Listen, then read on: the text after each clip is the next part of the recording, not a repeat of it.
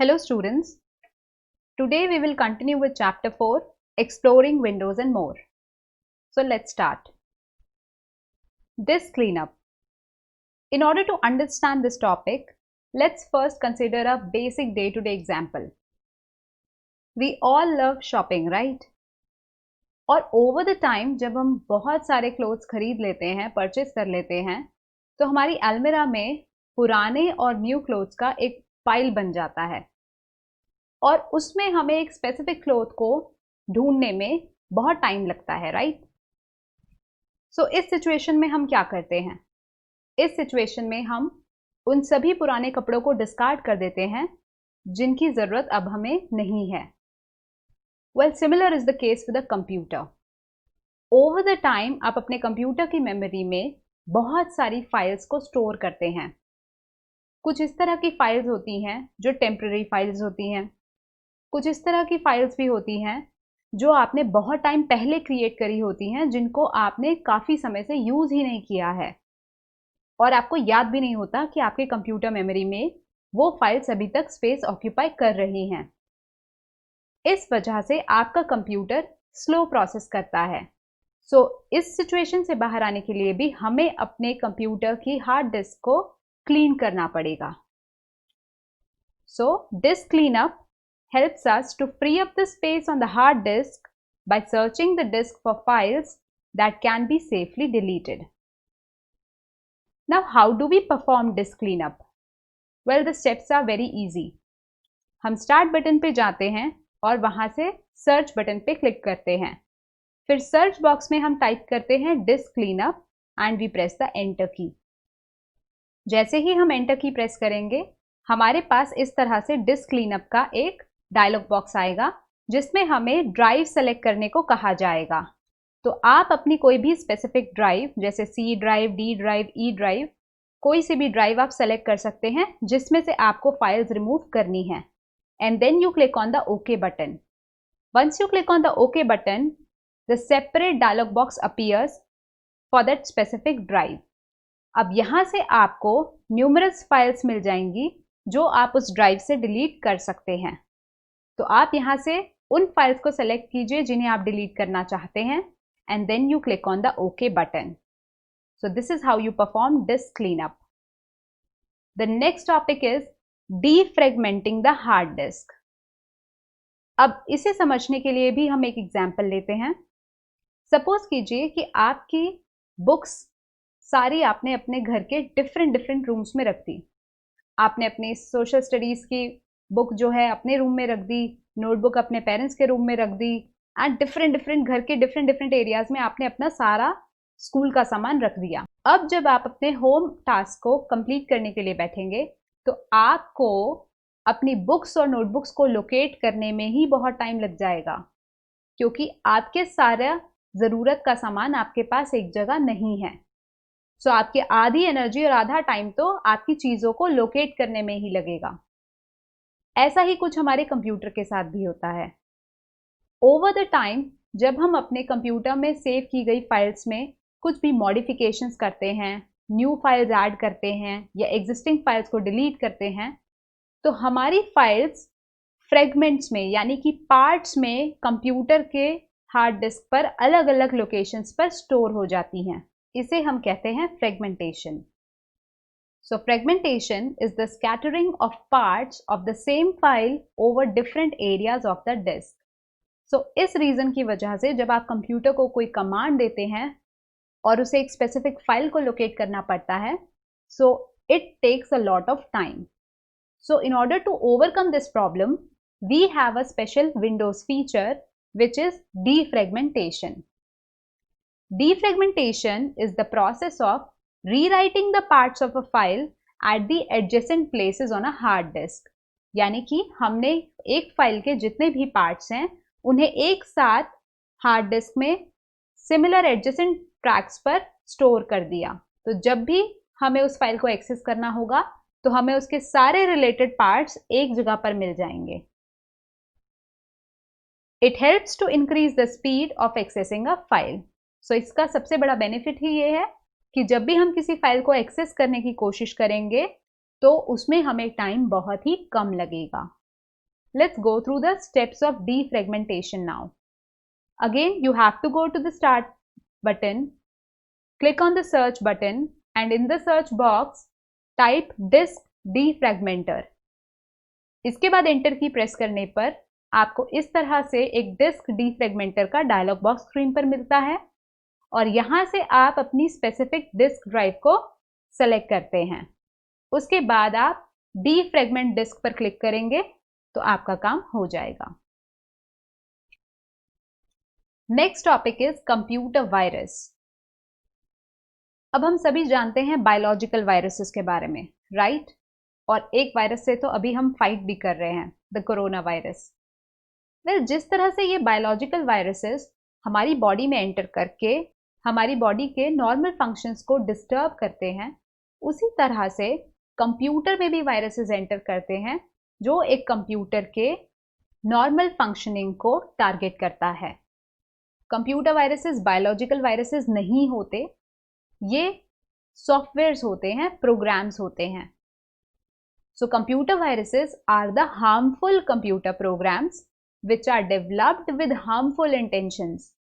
किस इंटेंशन से बनाए जा सकते हैं ऐसे प्रोग्राम? हमारे डेटा को चुराने के इंटेंशन से, हमारे डेटा को डैमेज करने के इंटेंशन से। They attach with other files and replicate easily. अब जैसे हमारी बॉडी के अंदर बायोलॉजिकल वायरसेस रिप्रोड्यूस होकर नंबर में बढ़कर हमारी बॉडी को डैमेज करते हैं, उसी तरह से कंप्यूटर वायरसेस हमारे कंप्यूटर के अंदर जो फाइल स्टोर होती हैं उन्हीं के साथ अटैच होके बढ़ते चले जाते हैं और हमारे कंप्यूटर में प्रॉब्लम्स क्रिएट करने लगते हैं। जैसे आपने नोटिस किया होगा, कभी कभी आपका कंप्यूटर बहुत ज़्यादा हैंग होने लगता है या आपके कंप्यूटर पे वियर्ड से मैसेजेस स्क्रीन पर डिस्प्ले होने लगते हैं, राइट? आपका कंप्यूटर स्लो वर्क कर रहा है। Well, all these symptoms are of a computer virus. Now, what are the sources of computer virus? एक वायरस हमारे कंप्यूटर में कैसे एंटर कर सकता है? सबसे इजी वे है from an infected pen drive. अगर आप अपने कंप्यूटर में पेन ड्राइव कनेक्ट कर रहे हैं तो हमेशा उसे पहले स्कैन कीजिए, because it might be possible कि उस पेन ड्राइव में वायरस हो जो आपके कंप्यूटर में एंटर कर सकता है। Second is by downloading files from unknown sources. अब हम सभी जानते हैं कि इंटरनेट पे वैरायटी ऑफ सॉफ्टवेयर्स अवेलेबल होते हैं and they are free of cost. तो हम उन सॉफ्टवेयर्स को यूज़ करने के लिए उन्हें डाउनलोड करते हैं और अपने सिस्टम में इंस्टॉल करते हैं। लेकिन अगर ये सॉफ्टवेयर्स या ये प्रोग्राम्स ऑफिशियल वेबसाइट से डाउनलोड ना किए जाएं और किसी अननोन वेबसाइट से डाउनलोड कर लिए जाएं, so it is quite possible कि उनके थ्रू वायरसेस भी हमारे कंप्यूटर में एंटर हो सकते हैं। By downloading email attachments without scanning. This is the most common one. Emails में हम एक दूसरे को अटैचमेंट्स भेजते हैं, फाइल अटैच करके भेजते हैं। लेकिन अगर किसी अननोन सोर्स से आपको ईमेल आया है और आपने उस अटैचमेंट को बिना स्कैन किए डाउनलोड कर लिया, so it might be possible कि उस अटैचमेंट्स के साथ आपके कंप्यूटर में वायरसेस भी एंटर कर गए। The next topic is spyware. Spyware is secretly installed on the computer without the knowledge of the user. अब वायरसेस से ही मिलती जुलती एक और टर्म होती है स्पाईवेयर। स्पाई के बारे में तो हम सब लोग जानते हैं। स्पाई का काम होता है हम पर नजर रखना और हमें पता भी नहीं चलता that they are monitoring us, right? Well, इसी तरह का एक सॉफ्टवेयर होता है जिसे हम कहते हैं स्पाईवेयर। स्पाईवेयर यूजर के सिस्टम पे इंस्टॉल होने के बाद यूजर की एक्टिविटीज को ट्रेस करता है। It gathers information about the user when he or she navigates through the internet. यानी कि जब आप इंटरनेट यूज करते हैं, फॉर एग्जाम्पल आप ऑनलाइन शॉपिंग कर रहे हैं, तो वहां पर आप अपनी बहुत सारी इंपॉर्टेंट डिटेल्स देते हैं। For example your credit card details, your password, your email ID. तो स्पाईवेयर इन सभी इंपॉर्टेंट इंफॉर्मेशन को सीक्रेटली मॉनिटर करता है और आपसे स्टील कर सकता है। Next is worm. अब एक और कैटेगरी है, that is worm. Worms enter the computer through network. आप सभी जानते हैं कंप्यूटर्स में नेटवर्किंग बहुत ही कॉमन बात है और वॉर्म्स इसी का फायदा उठाते हैं। It is self-replicating and thus occupies the memory space and makes the computer slow. Worm किस तरह से काम करता है? ईमेल्स के थ्रू, नेटवर्क के थ्रू वर्म आपके कंप्यूटर में एंटर कर जाता है और फिर ये आपके कंप्यूटर में पहले से जो फाइल सेव्ड हैं उनके साथ अटैच होके बढ़ता चला जाता है और इस वजह से आपके कंप्यूटर का मेमोरी स्पेस ऑक्यूपाई करता जाता है और आपके कंप्यूटर को बहुत ही स्लो कर देता है. So this is how a worm works. Now let's move on to the antivirus software. अब जिस तरह से जब हमारी बॉडी पर वायरस अटैक करते हैं तो हमारी बॉडी एंटीबॉडीज बनाती है, राइट?